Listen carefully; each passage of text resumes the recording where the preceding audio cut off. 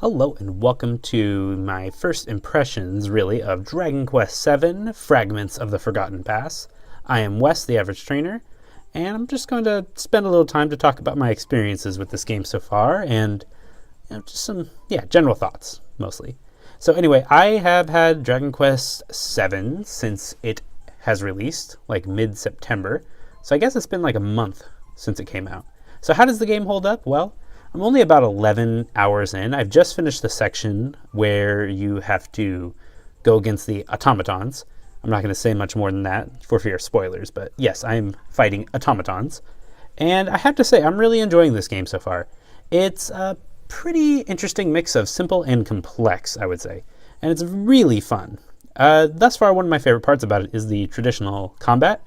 It is very nice to have the nice turn-based combat where you give the other members of your party, some kind of tactic to use, whether it's don't use magic or go all out or show no mercy or whatever it is.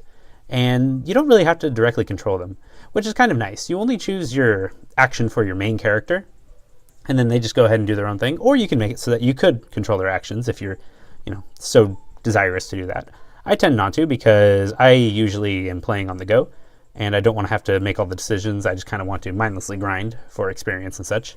So I just kind of let them do their own thing, and I just continue pushing the L button to continue whatever attack I'm using. Which, by the way, great control scheme. I really like how a lot of Japanese RPGs let you use just one hand to play. It might sound incredibly lazy, it might sound incredibly weird, but I really enjoy it because I am usually, taking a walk when I'm playing video games. Just kind of trying to redeem the time a little bit. And it's just nice to be able to just use one hand on that. And I don't really have to think about it too much. I don't have to have both hands and my full attention on the game. I can just kind of walk around with it in my hand, continue the grind, and so on and so forth. So I really like that. The traditional combat, like I said, very nice. It's turn-based. It's not active time-based, so it's a little bit slower probably than an active time battle system. But it's traditional Dragon Quest. If you have played Dragon Quest, you know what this is like.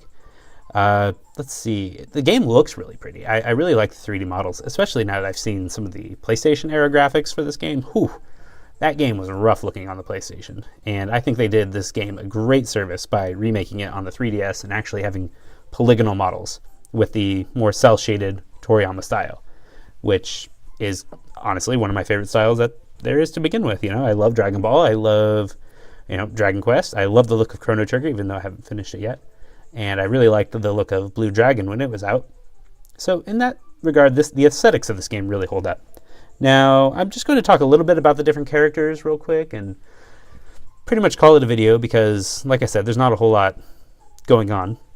The main character is obviously a silent protagonist. There's really not a whole lot to say about him. He does have a family, which I did like, and both parents are alive, which is kind of funny because you never see that in these types of traditional RPGs. Well, they're alive so far. Who knows what happens down the road, but they are alive, and they have funny, witty dialogue.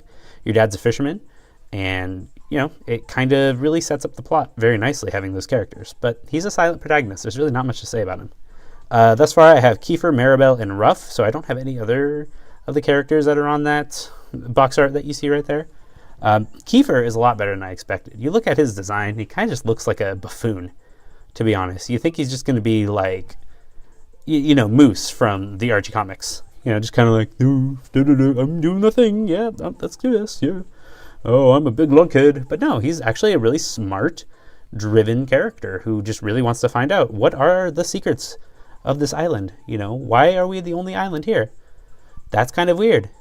I want to explore the world. He actually seems like a really interesting character. Maribel, I didn't know what to expect from Maribel, but she is a sharp character. She is hilarious. She has some of the best comments in the game, period, thus far. I think she just really helps to set that humorous mood with her kind of really witty comments. So I definitely enjoy her in this game. And Ruff is the newest character I got. You can see him down there eating his little piece of bread or something on the box art. He's kind of just a one-sided character, but he has an interesting backstory, which I won't get into right now. Suffice to say, he's a wolf boy. So, however you want to interpret that.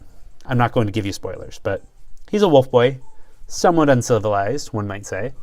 And he just seems like a nice little character so far. Haven't really delved too much into it with him, but at least he can talk. which is good because I was expecting just kind of like rough, dot, dot, dot, dot, dot, rough, dot, dot, dot, dot, dot. You know, I wasn't expecting a whole lot of dialogue coming from that character. So being able to get a little bit, that's nice. But, you know, the story so far, I mean, it's an interesting story where you're trying to restore the different islands of the world by traveling to the past and righting whatever wrong was happening. It's interesting. It does tend to get a little bit of old after a while. You kind of just keep doing the same thing over and over again, which, you know, I can see why this was one of those JRPGs in the past that were like well over 100 hours. I could definitely see this being over 100 hours if you really wanted to get into it. I'm trying to blaze through it pretty quickly so that I can kind of move on to some other games. But, you know, it is an interesting story for what it is, and I think that they have an interesting premise going on. Yeah, it's hard to say what else to talk about because I don't really want to go into spoilers per se, and I haven't really gotten to the job system yet, so I feel like I'm still kind of in an introductory phase because not a whole lot has happened since I've gotten the first few islands. It just seems to be rinse and repeat, rinse and repeat. Now I'm in the present right now, the present where we're at, not in the past, in the present, and something's going on, but it's not really moving fast enough.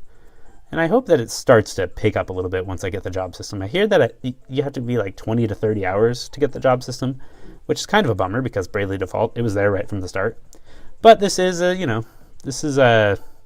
15-plus-year-old RPG, so I can kind of forgive it for being a little slow. And apparently they trimmed a lot of the fat down for the 3DS release, so can't really complain too much. It's an RPG, it's a JRPG, and it's a Dragon Quest game, so right there you know that you're in for quite a while. But anyway, those are my initial thoughts. I'll probably talk a little bit more about it as I near the end of the game, and I can speak a little bit more, and that one will probably have spoilers. So, you know, if you're interested in getting the game, I suggest you get it soon so that I can talk about it without you getting spoiled. Or not, you know, just don't watch that video. It's up to you. But it's an interesting game, and I'm really enjoying it, but it's really hard to continue playing now that Dragon Quest Builders is out. So yeah, we'll see which one gets the most playtime. But I am enjoying it. Like I said, like 50,000 times. It's just really not a whole lot to say without spoiling. So yeah, stay tuned for a future episode when I can actually like delve into the story. So there you have it. That's Dragon Quest VII, Fragments of the Forgotten Past. Let me know if you're playing it. Like, subscribe, do all those things if you want to. I mostly just want comments. Just give me comments. That would be great. I just kind of want to have some people to converse with this game because I don't really get to talk with a lot of people about this game since none of my friends are playing it really. So it's really sad. So anyway, thank you for watching, and until next time, stay average. Goodbye.